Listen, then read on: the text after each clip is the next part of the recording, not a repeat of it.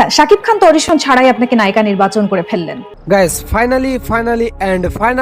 Finally Shakib খানের Prince সিনেমায় নায়িকা হিসেবে যুক্ত হয়ে গেলেন ছোট পর্দার অভিনেত্রী তাসনিয়া ফারিন। সম্প্রতি ক্রিয়েটিভ ল্যান্ডস ফিল্ম একটি পোস্টের মাধ্যমে তাসনিয়া ফারিনের প্রিন্স সিনেমায় যুক্ত হওয়ার বিষয়টি নিশ্চিত করেছে। এর আগে তাসনিয়া ফারিন শাকিব খানের সাথে ফিল্ম করার জন্য অডিশন দিতে চেয়েছিলেন, আর ঠিক তখনই যেন শাকিব খানের মনটা কেড়ে নিয়েছিলেন এই অভিনেত্রী। জবাবে শাকিব খানও বলেছিলেন, তোমার কোনো অডিশনের প্রয়োজন নেই, তুমি এমনিতেই চান্স পেয়ে যাবে। শাকিব খান কথা দিয়ে কথা রাখতে জানে। শাকিব খানের অনুরোধেই তাসনিয়া ফারিনকে রাখা হচ্ছে প্রিন্স সিনেমায়। প্রিন্স সিনেমার নির্মাতা আবু হায়াত মাহমুদ জানিয়েছে যে শাকিব খান বিশেষভাবে তাসনিয়া ফারিনকে রেফার করেছে। শাকিব খান বলেছে, প্রিন্স সিনেমায় যদি তাসনিয়া ফারিনকে রাখা হয় তাহলে সে অত্যন্ত ভালো পারফরমেন্স করতে পারবে। যদিও তাসনিয়া ফারিন তেমনটা ভালো না পারে, আমি তাকে শিখিয়ে নিব, তবুও যেন প্রিন্স সিনেমায় তাসনিয়া ফারিনকেই রাখা হয়। দর্শক, শাকিব খান যেহেতু একজন মেগা স্টার এবং এই ফিল্মের হিরো, সেক্ষেত্রে শাকিব খানের চাওয়া এবং পাওয়ার দিকেও গুরুত্ব দিবে প্রযোজনা প্রতিষ্ঠানরা,